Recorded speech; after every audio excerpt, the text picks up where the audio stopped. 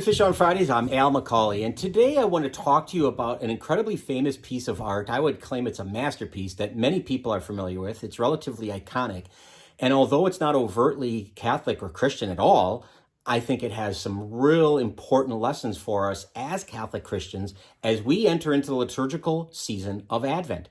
Now, you may know from previous episodes we've done that Advent is the beginning of the liturgical year. So when the first Sunday of Advent rolls around, you can say Happy New Year to all of your fellow parishioners. But we're told every year at the first Sunday of Advent, we're always told the same message. And it's something like this: be awake, be alert, be watchful.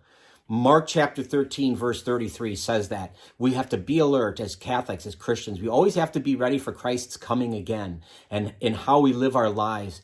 And so that's what I keep that message in mind, that idea of being alert and being attentive as we look at this great piece of art by Pablo Picasso. And it was painted somewhere between the year 1901 and 1904, what's called his blue period. And the name of the painting is The Old Guitarist. Now, again, it's pretty iconic. Hopefully you've seen it before. But if not, and you're looking at it for the first time, you can see it's just a stunning piece of art, and it looks like a sad old man playing the guitar. And that's, at first blush, that's kind of what it appears to be. It's important to understand the context of this painting. Picasso at this time was not well known. He was certainly not wealthy the way he became by the end of his life with his art. This was, in fact, his blue period, which is interesting because the painting is predominantly in blue. It's almost monochromatically blue. There's not a lot of other color. But he was starving in Spain, and he needed to try to make money, but he painted this. And you can see in this painting some of the themes that really dominated this blue period of his life. Because he's going through starvation and he's going through poverty in his own life at this time, the themes that come out of his art at this time, like you see in this painting, are themes of poverty, desolation, desperation, isolation, all this kind of sadness that comes out of it. And this painting is really important because it's a shift for him. He's going to go from what's called Impressionism to this emotional expressionism. He's really expressing his own identity and what he's feeling and going through. And it's the linchpin. It's going to the bridge, if you will. It's going to lead him to what he becomes most known for, and that is Cubism, the genre of Cubism. But I don't want to get too much into the weeds with that. I just want you to understand a little bit of the context. Now, why is this painting, why am I talking about this painting and connecting it to the first Sunday of Advent? It's important because if you look at the painting, you can see the old man, and I'm wondering if you can see the woman as well.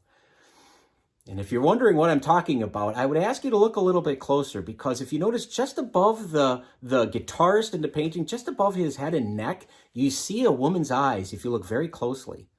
And if you look at the bottom half of the painting, where the guitarist's legs are crossed, you'll see the two legs of a woman running vertically through them. It's very hard to see, but you can see the outline of them. If you look closely, you can see them. Well, people saw this. This is on, by the way, this piece of art is on display at the Chicago Art Museum. If you live in and around Chicago area, you can go and see it for yourself. But people noticed that, and they're like, what is going on here? I'm seeing these little vague eyes and legs. What's going on? And so there was enough curiosity that they took it. In 1998, they took this piece of art and they did tests on it, infrared and X-ray examinations on it. And what they discovered was that there was a drawing of a woman made on the canvas prior to the old guitarist. It's fascinating when you think about it. And what it tells us, again, about this blue period that Picasso is going through is that he was so poor, he couldn't afford canvas. So he started this woman, and for some reason, we don't know why, he stopped. And I don't think they didn't have erasers at that time, but he decided to paint over it, to reuse the canvas, because he couldn't afford more than one canvas. Now, again, what's the connection to Advent? I would suggest to you that if you can see this woman vaguely in the actual painting of the old guitarist, you're not going to ever be able to unsee her again. So I'm sorry, I've just ruined it for you possibly, but I look at this painting and I cannot see it without seeing her eyes or her legs. I cannot unsee what I've seen. And that is what we are asked to be like in Advent.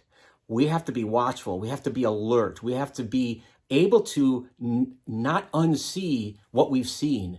And what have we seen? We have seen Christ, the incarnation. He's been brought to us as a human to live, to suffer, to die like us, and ultimately to rise, to die no more, which is what we will be able to have if we have faith in that whole experience of Jesus, that whole life of Jesus.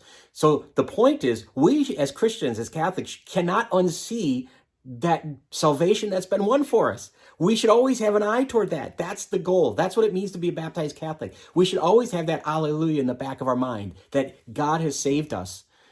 That you can't unsee that. Your baptism has cleared your eyes. Just like you can't unsee the woman in this painting, you can't unsee your salvation.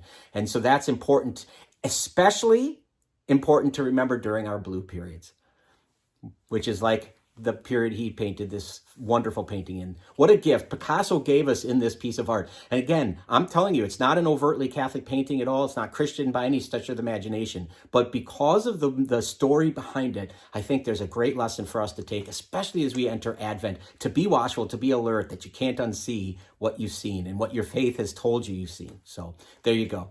I hope you have a great new year this Advent, and I hope that you'll share this content if you would like to. I'd love it if you'd subscribe to our YouTube channel, follow us on Facebook, but either way, I hope you will continue to tune in every Friday for Fish on Fridays. Until next time, please be good to each other, and God bless.